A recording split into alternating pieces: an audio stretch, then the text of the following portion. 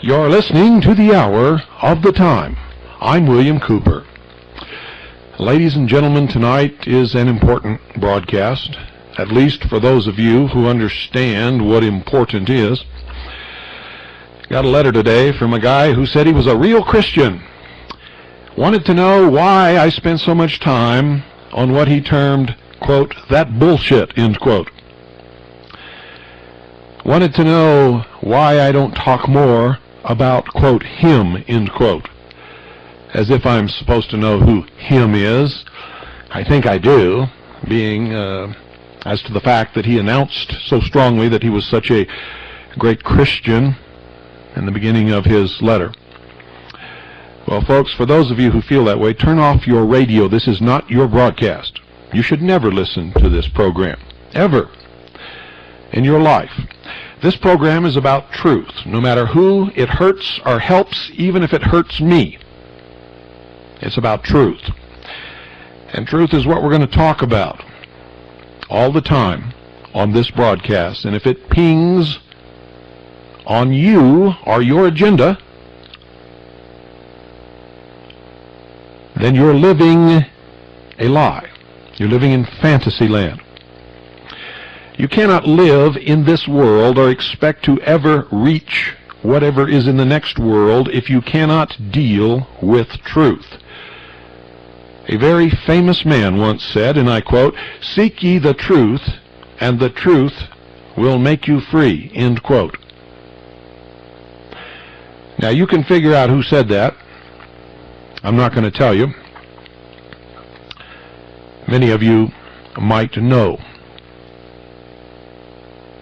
The man who made that statement was trying to educate the world to the truth.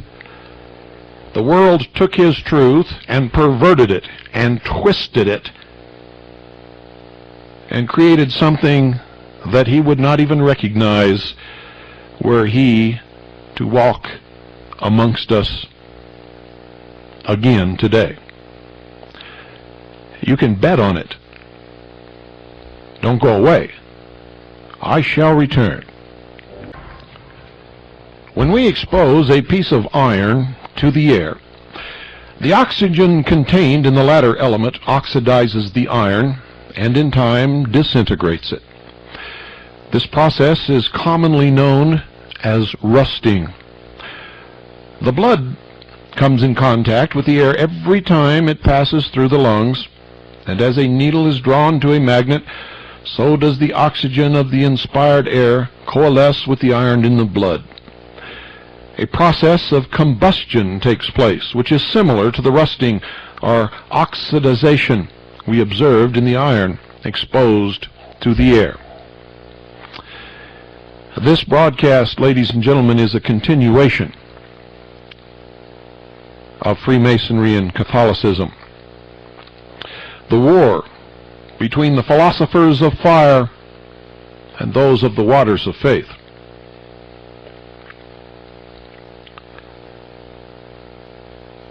They claim that the ether contained in the dense fiber of wood after the latter has undergone combustion in a stove passes outwards through the iron in the form of semi-invisible heat waves vibrating at different velocities according to the degree of heat in the furnace.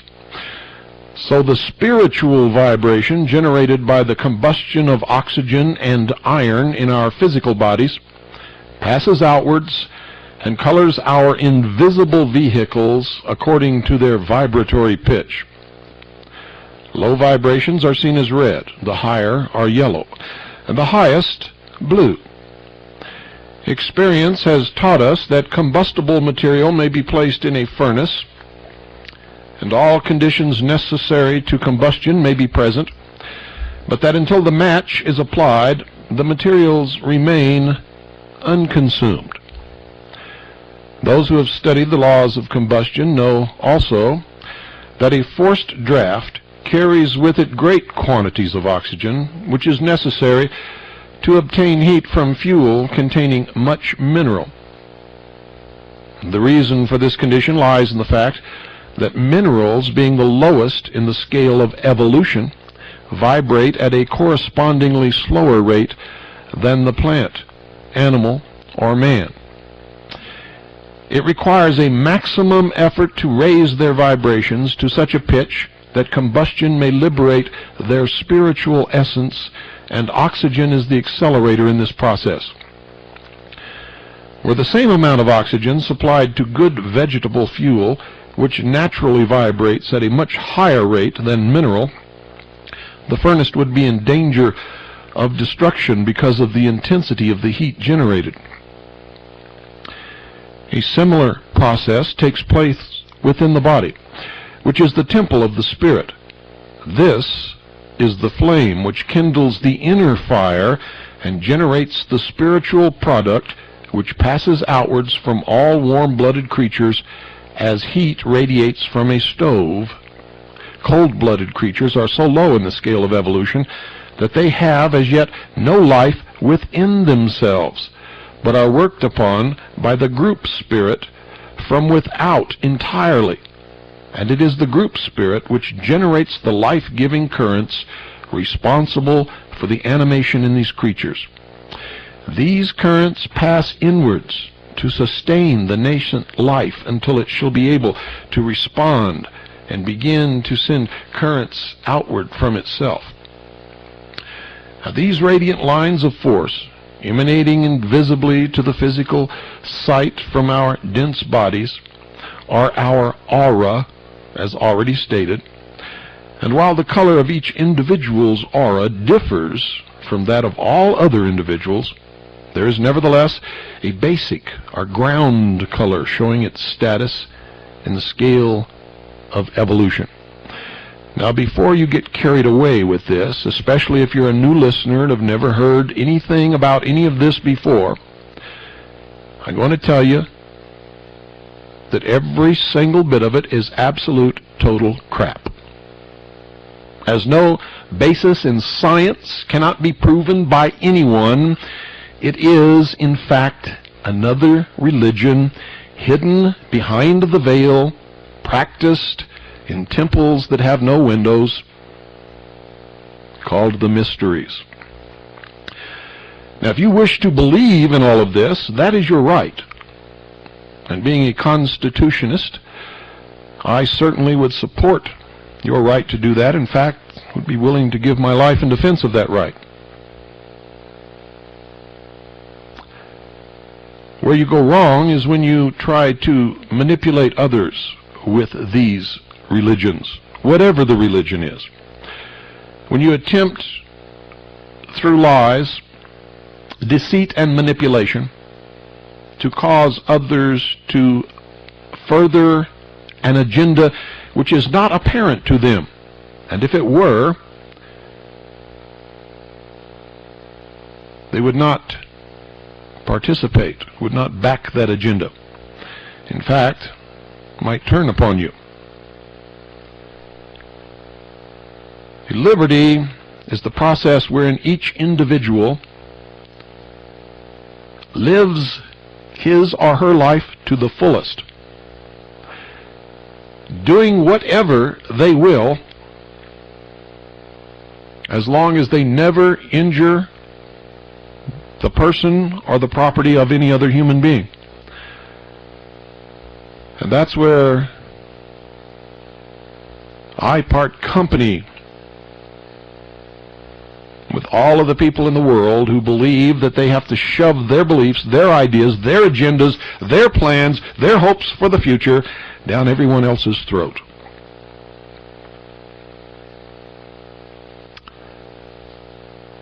The world is being lied to today,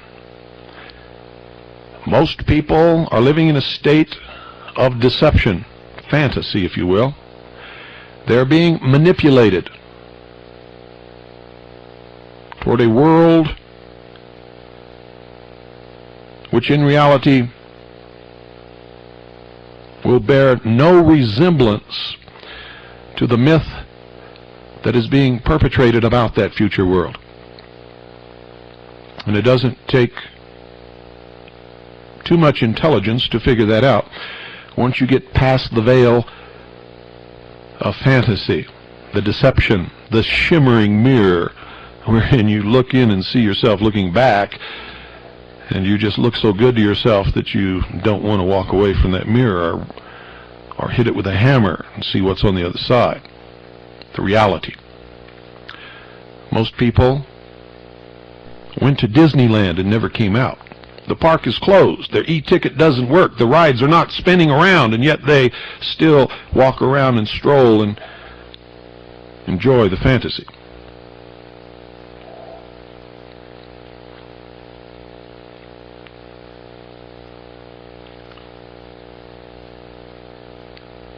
So now that I've served that warning on the new listeners, let me continue opening your eyes.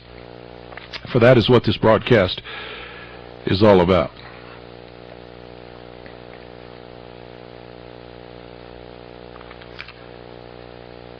In the lower races, this ground color is a dull red, like the color of a slow-burning fire, indicating their passionate, emotional nature. Remember Star Trek? Remember Dr. Spock? Spock was the most evolved of all of the creatures aboard the Starship Enterprise, and he operated from a pure level of intellect. He did not understand emotion or love or passion. Kirk was sort of the bridge between the other people on the starship who were swayed by their emotions, their passions, and occasionally even he was. But he could understand the intellectual and the emotional, and he represented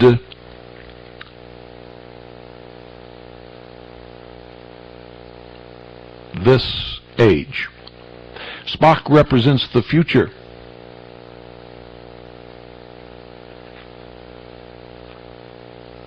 In the lower races, this ground color is a dull red, like the color of a slow-burning fire, indicating their passionate, emotional nature. When we examine people upon a somewhat higher rung of the ladder of evolution, the basic color or vibration radiated by them is seen to be of an orange hue, the yellow of intellect mixed with the red of passion. By the spiritual alchemy unconsciously performed by them as they travel along the path of progress and learn to make their emotions subservient to mind in a measure, through many experiences in the school of life, they are gradually freeing themselves from bondage to the martial Lucifer spirits and the war god Jehovah, whose colors are scarlet and red. Also, by obeying consciously or unconsciously the unifying altruistic Christ spirit, whose vibrations produce a yellow color, which is thus mingling with the red and will gradually obliterate it, the golden aureole painted by the artists gifted with spiritual sight around holy men is a physical representation of a spiritual promise which applies to humanity as a whole, though it has only been realized by a few who are called saints. After lives of battle with their passions, after patient persistence in well-doing, high aspirations and steadfast adherence to lofty purposes, these people have raised themselves above the red ray and are now entirely imbued with the golden Christ ray and its vibration. Now, folks, this is one of the reasons why those who belong to this secret religion can legitimately claim that they believe in Christ. They do, but not the Christ that most Christians believe in. You say they believe that Christ is an office. It is a state of mind and a state of the perfection of the soul, brought about by alchemy, the changing of base metal, iron or lead, into pure gold. Has nothing to do with Jesus Christ. And when they talk about the return of Christ, they are not talking about Jesus Christ coming back and walking amongst us upon this earth. They are talking about the return of what was once called or known as the Golden Age, where wars cease to be, and everyone is politically correct. And they are all imbued with the golden Christ ray and its vibration. In other words, ladies and gentlemen, when man becomes God. Are you beginning to get the picture? This spiritual fact has been embodied by medieval artists gifted with spiritual sight in their pictures of saints whom they represent as surrounded by a golden aureole, indicating their emancipation from the power of the Lucifer spirits of Mars, who are the fallen angels, as well as from Jehovah and his angels, who belong to an earlier stage of evolution, earlier than Lucifer, and are the warders of national and race religions. Do you hear that? That is a political statement condemning the followers of the Christian religion and of Jehovah and his angels. Michael, for one.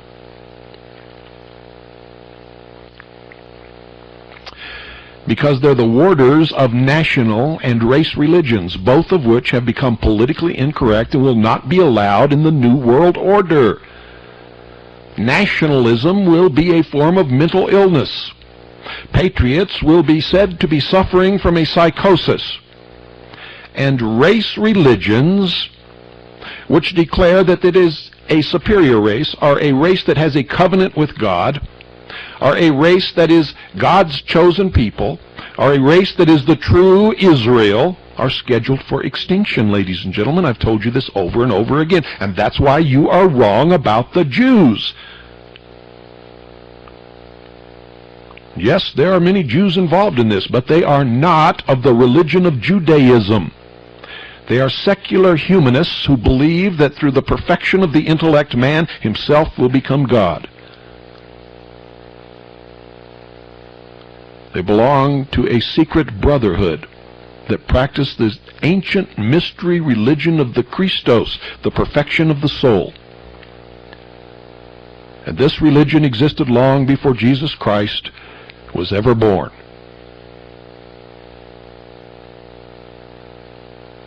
George Bush belongs to this religion.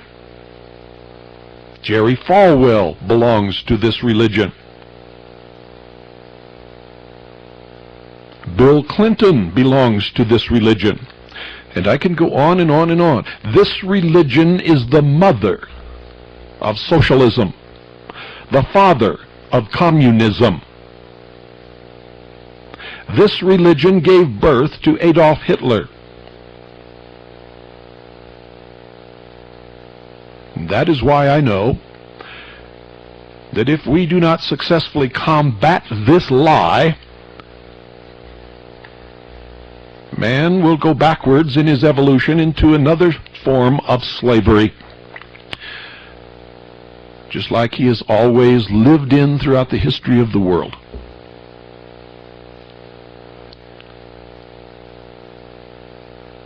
The founder of this religion is Lucifer, Satan.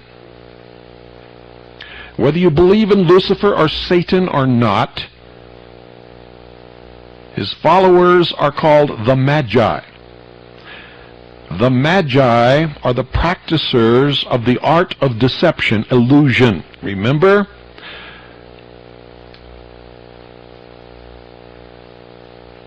This fallen angel was the father of lies.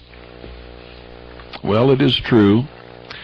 And it is being practiced even in this modern day and age. They cannot tell the truth. They will not tell the truth. They lie and deceive and manipulate, because their world that they wish to bring into being would not be accepted by the majority of the people on this earth.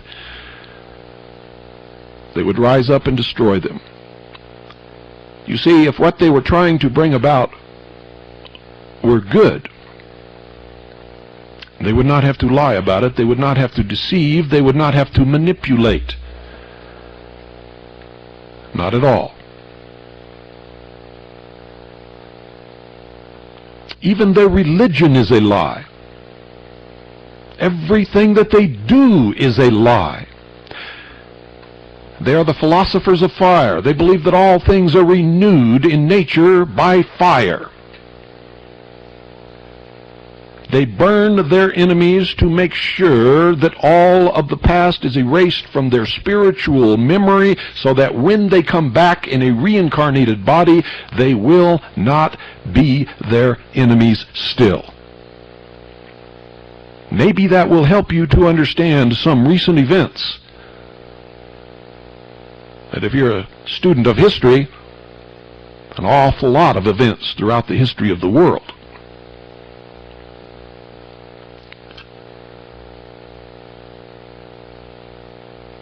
The Lucifer spirits find expression in the iron in our blood. Iron is a Mars metal, difficult to start into high vibration. So difficult that it takes many lives of great effort to change the product of its combustion to the golden color which designates the saint.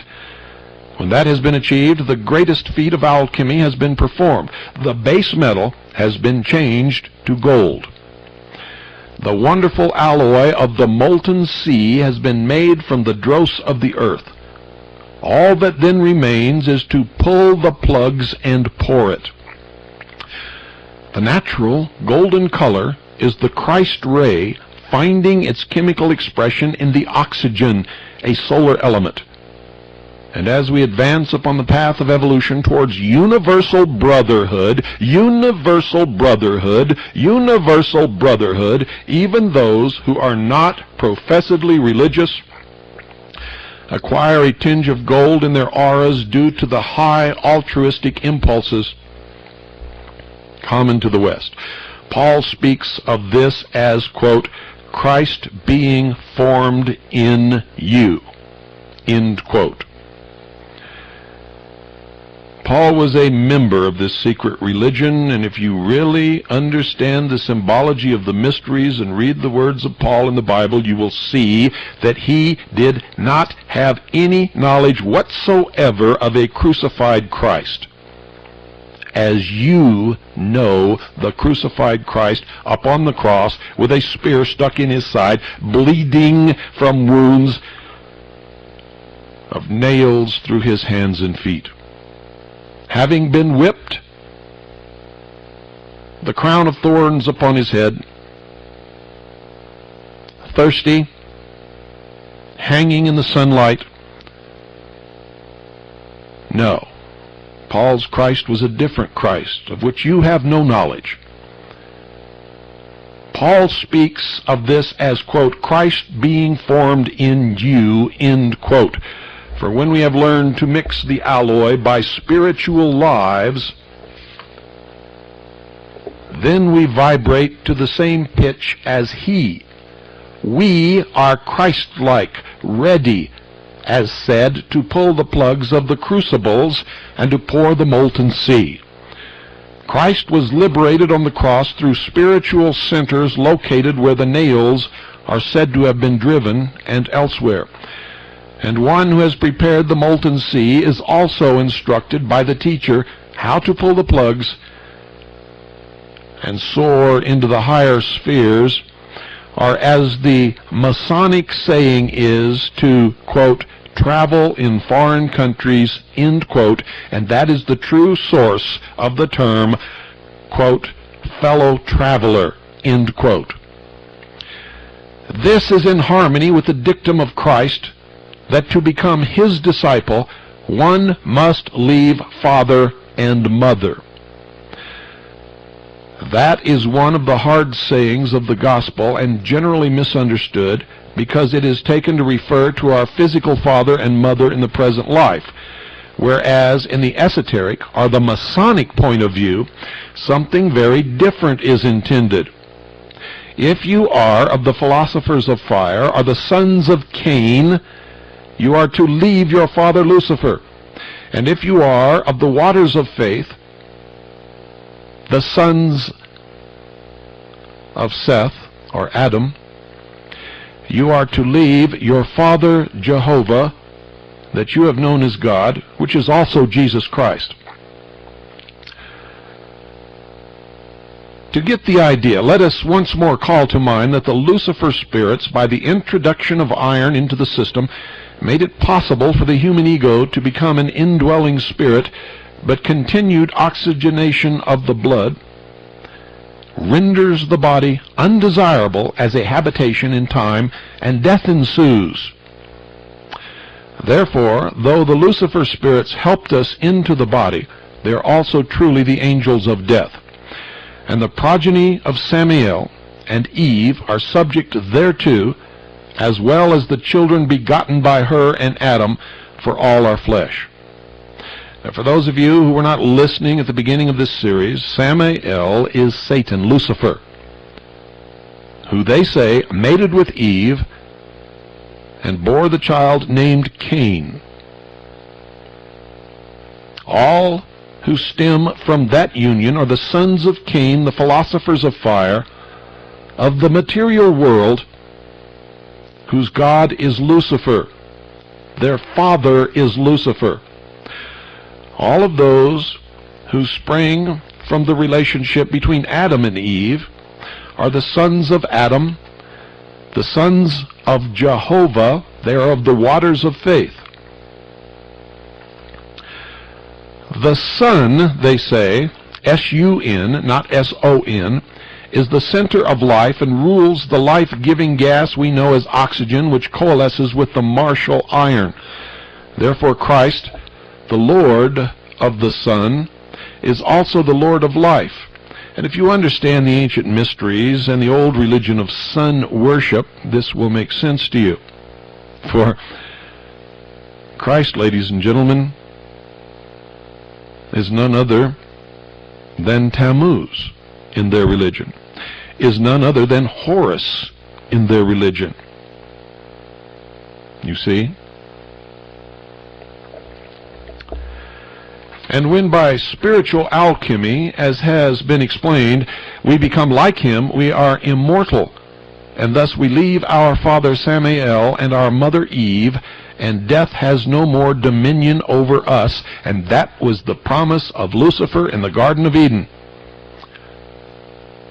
that God, Jehovah, was lying to Adam and Eve, that they should eat of the fruit of the tree of knowledge of good and evil. And if they did, they would not surely die, but would become as gods.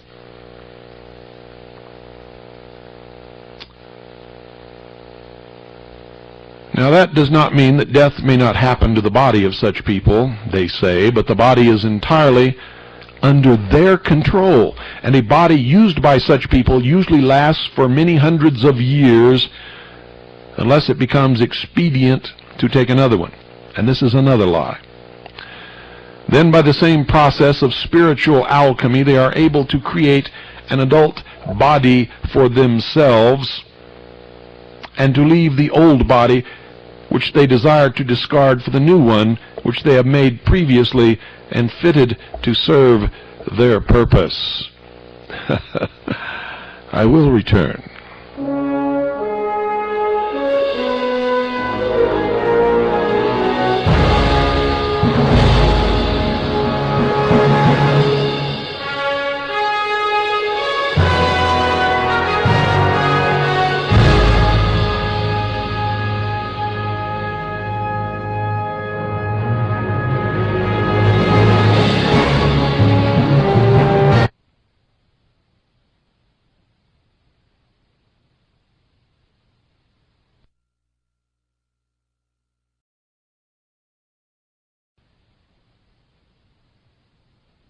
tell you how to change nothing into gold. You don't even need base metal. You don't need iron or lead or any of this other baloney, and you don't need oxygen, and you don't need any medieval artist to paint your picture. Nope. You can change absolutely nothing into gold and get your hands on some real money. The real heavy stuff. You know what I mean? Very simple. Reach in your wallet. You see, I revel in the fact that there are people in this world who will actually give me real money for nothing. For a piece of paper covered with ink with a bunch of lies printed on it, such as Federal Reserve. It's not federal, it's privately owned. There is no reserve. And then the final word, note. A note is an instrument of debt, saying that somebody owes somebody something and that there is collateral, and the note can be called for the collateral, or the debtor can pay the debt with real money, which does not exist in this economy. I love it. So I take these phony pieces of paper covered with ink to these people, and I exchange it for real money. Now, these people are not really fools, ladies and gentlemen, for they understood what real money was long, long before we did. And that's why they're in that business. And they have made sure that their future is taken care of, and then they begin to deal in it. They buy it and sell it.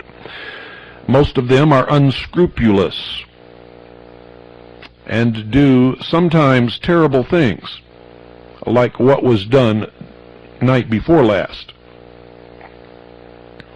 on this very radio station.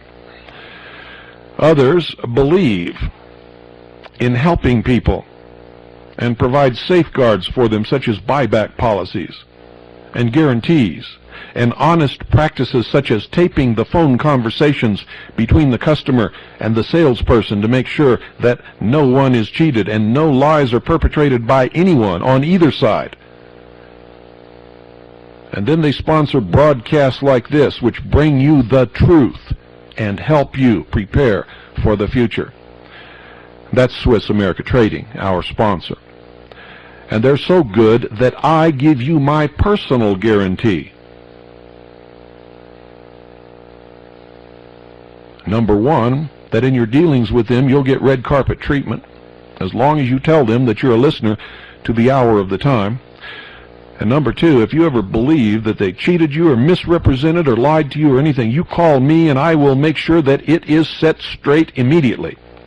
That's my guarantee. And if they refuse, I will drop them as the sponsor of this program, and I will personally make it good if I have to sell every single thing that I own. I don't know anybody else in this world that can give you that kind of assurance. But you get it with Swiss America Trading and with William Cooper. I don't do anything that I can't back with my whole being, ladies and gentlemen. So, if you'd like to get your hands on some real money, if you'd like to trade some of that worthless paper you have in your wallet for some real money, real substance, real gold, you see, we're better than the alchemists. We change nothing into gold. They need lead. Call Swiss America Trading right now, 1-800-289-2646. Tell them you're a listener, a steady listener to the hour of the time, to William Cooper. And while you're at it, folks, thank them for all the years that they have sponsored this broadcast, come hell or high water. Controversy, attacks by the press, attacks by the Internal Revenue Service and everybody else. And they have no customers that are socialists, I can guarantee you.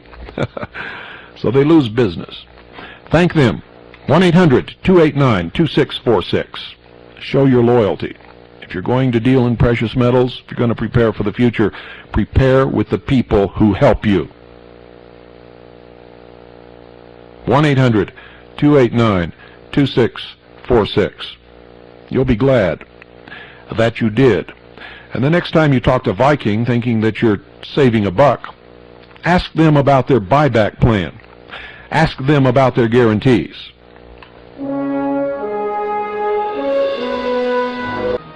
The question will now probably arise in the listener's mind, how can an initiate create such a new adult body, ready to wear, before he relinquishes his old one? Pierre Cardin would like to know the answer to that one. The answer to this question, according to the mysteries and the Freemasons, involves an understanding of the law of assimilation. But it should be said in the first place that no one who has just become aware of the spiritual world and perhaps learned to function in the soul body only recently is capable of performing this feat. That's how they cover their butts, folks, because you never, ever learn to perform that feat. But by the time you discover that fact, you have been initiated into the highest levels and you understand what it's really all about anyway. For the only real secret concealed at the highest levels of all of these so-called fraternal organizations, mystery religions, etc., is how to control other people by dangling the promise of a secret that does not exist in front of their eyes until they learn how to dangle that secret and become one of the Illuminati, or the leaders in this scam. Because that's exactly what it is, a scam.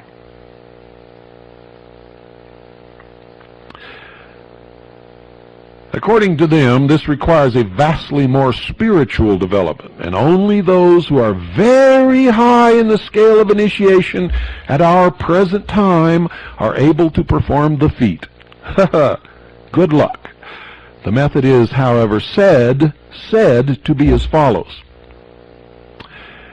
When food is taken into the body of anyone, be he adept or ignoramus, the law of assimilation is that he must first overpower each particle and conform it to himself. He must subdue and conquer the individual cell life before it can become part of his body. When this has been done, the cell will stay with him for a longer or a shorter time according to the constitution and place in evolution of the life that dwells within it. The cell composed of tissue that has once been incorporated in an animal body and interpenetrated by a desire body has the most evolved cell life. Therefore, this life quickly reasserts itself and leaves the body into which it has been temporarily assimilated. Hence, one who lives upon a flesh diet must replenish his food supply very often. Such material would therefore be unsuitable for the purpose of building a body that has to wait for some time before the adept enters it. Food consisting of vegetables, fruits, and nuts, particularly when these are ripe and fresh, is interpenetrated by a great deal of the ether which composes the vital body of the plant. These are much easier to subdue and to incorporate into the polity of the body.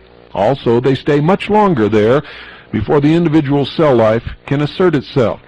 Therefore, the adept who wishes to build a body ready to wear before he leaves the old one naturally builds it of fresh vegetables, fruits, and nuts, taking them into the body which he uses daily, where they become subjected to his will, a part of himself. Now, folks, if you read my book, you know that I predicted in my book, and before I wrote the book, in my lectures, that the meat business would be driven out of business. The cattle industry would be destroyed. Vegetarianism would be promoted and would prevail. What did you expect from the sons of Cain? Remember? Cain looked at the field and was not satisfied with the sheaves of grass growing in the field, and so he tilled the field and doubled the production of grass. Abel, on the other hand, did as he was instructed by his God and tended the beasts of the field. And when the offerings were made, God was not satisfied with Cain's offering, rejected it, and so Cain, in a jealous fit of rage, killed Abel, and that was the first murder acted out by the monkeys in 2001.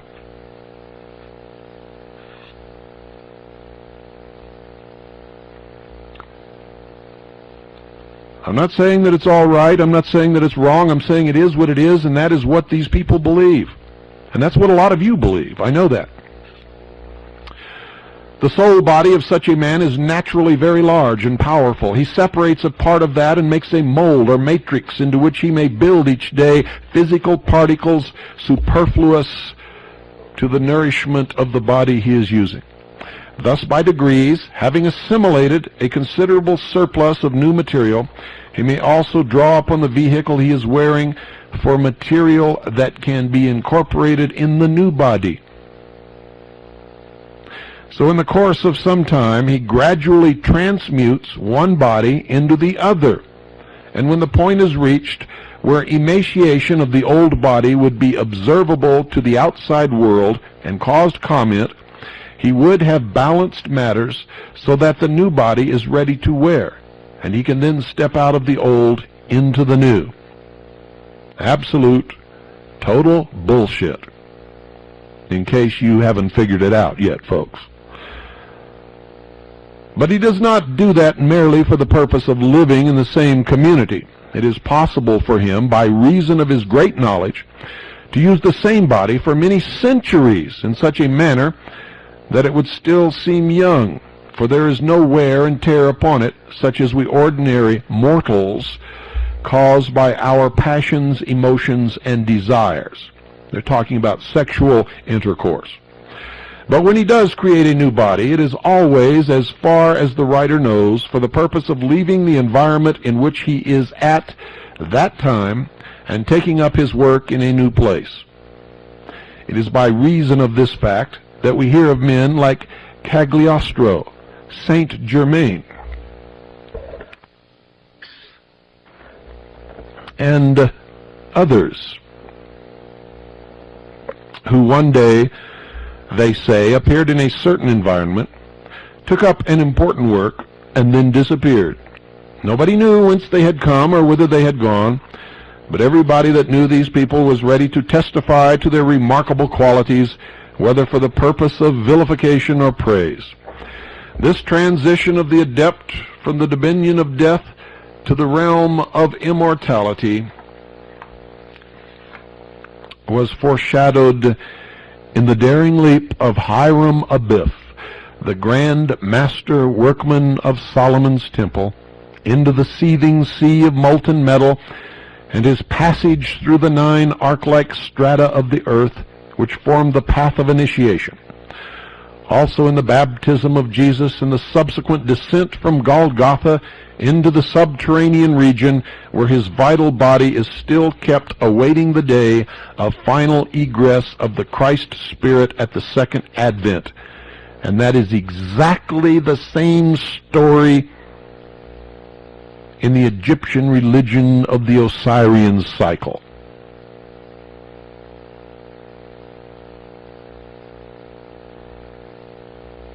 Let me substitute something here. Also in the baptism of Osiris and the subsequent descent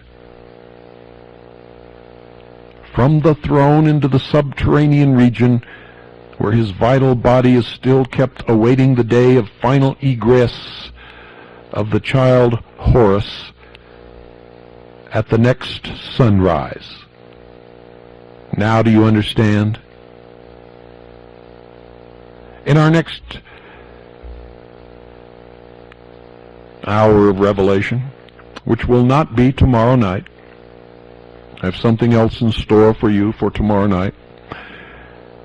We shall follow Hiram Abiff along this path of initiation to the embodiment he wore at the time of Christ's appearance upon the earth, showing where and how he received the new initiation. For, ladies and gentlemen, in the Masonic Temple, Hiram Abiff is Jesus Christ. How about that? Isn't this interesting? I'm going to give you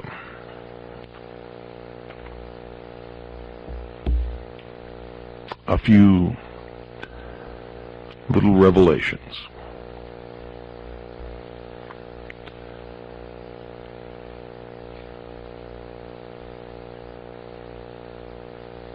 Maybe I shouldn't. I am way beyond the capability of many of you having the ability to understand what in the world I'm even talking about. And I've got to tell you, folks, I am absolutely amazed that I have come this far with all of this, with as many of you as at least profess have been able to keep up with it. I am at times dumbfounded, because it is extremely difficult. And it is extremely difficult to look yourself in the mirror and admit that you have been deceived, and at least part of the deception was your own doing, that you have been stupid, apathetic, ignorant. And it's difficult to come to the realization that you have to be able to do that in order to change your life and go on into the future living in the light of truth rather than in the darkness of the lie.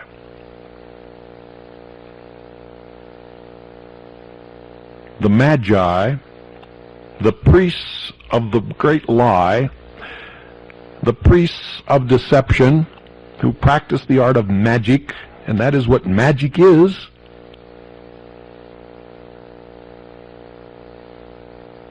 Magic is the ability to perpetrate the lie, to create the illusion and make people believe it, to hold up one hand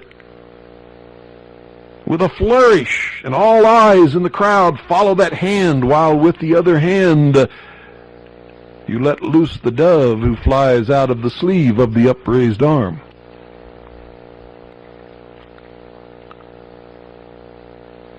We are living lives steeped in deception,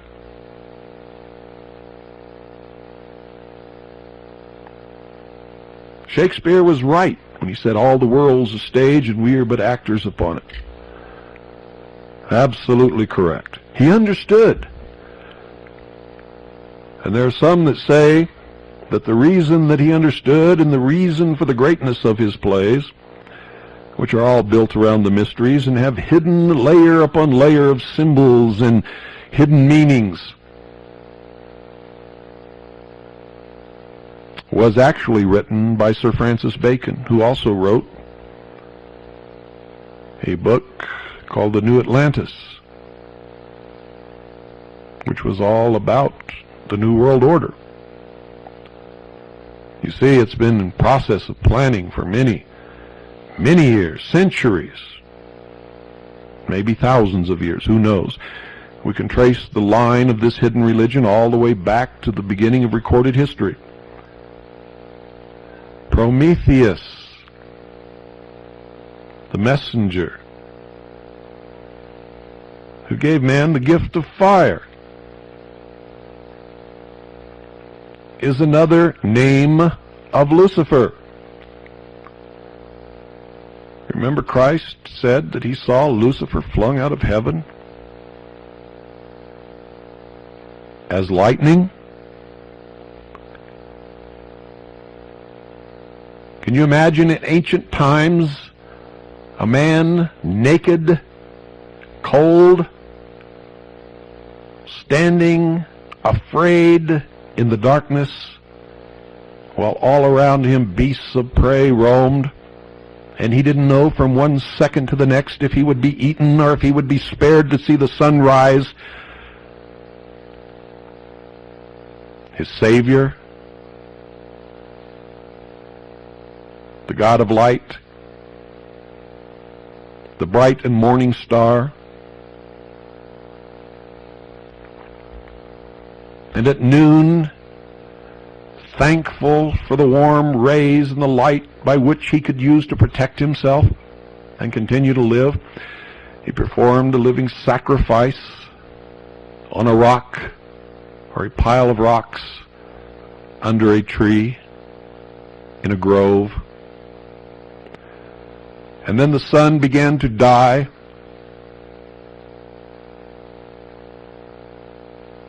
and man lamented the passing of his master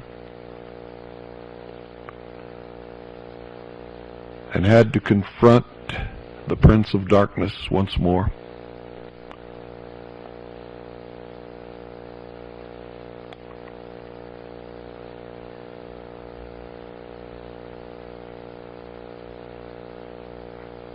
And once again, as he sat huddled in the cold of night, afraid, he waited for the Son of God to return with the golden dawn.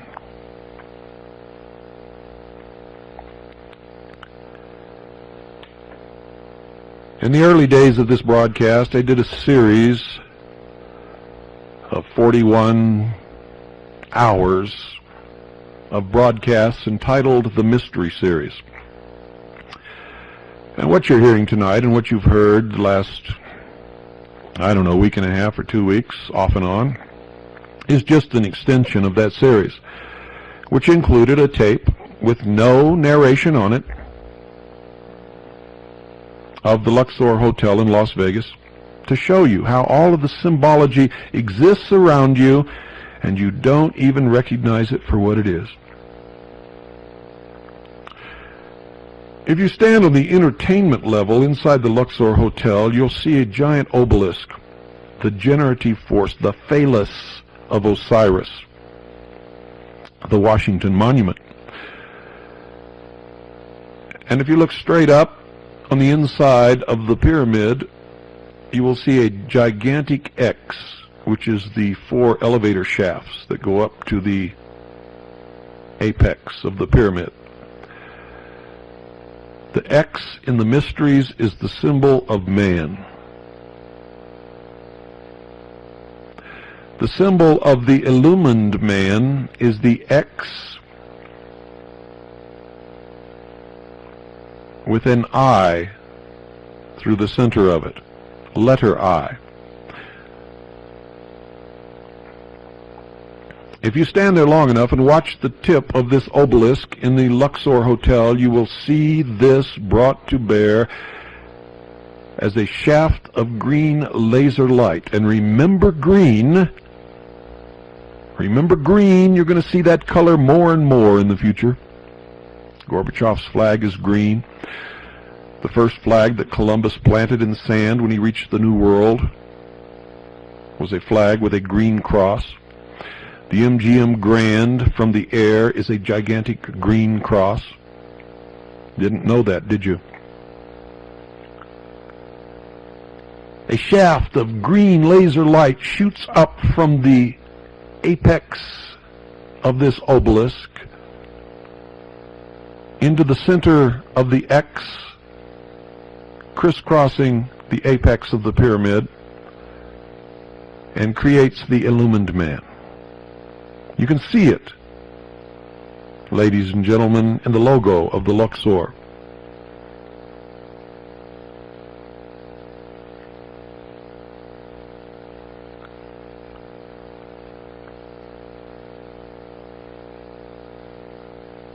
I hope you can all awaken, and I hope we can make this a better world, and I hope we can do away with wars and with evil and with bad things and bad men and women through truth that will overcome the lies.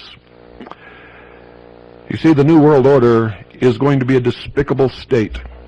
It will not be, ladies and gentlemen, what they portend, or what they pretend, I should say. It portends evil. It will not be the great utopian state of a New Jerusalem or anything like it. For anything that is built upon a lie is still a lie. And when the light of truth is shined upon that lie, whatever rests upon that foundation will come crashing down, I can assure you. And I hold the spotlight, and I will be the one who shines that light upon that shaky, deceitful foundation. Good night, ladies and gentlemen, and God bless each and every single one of you.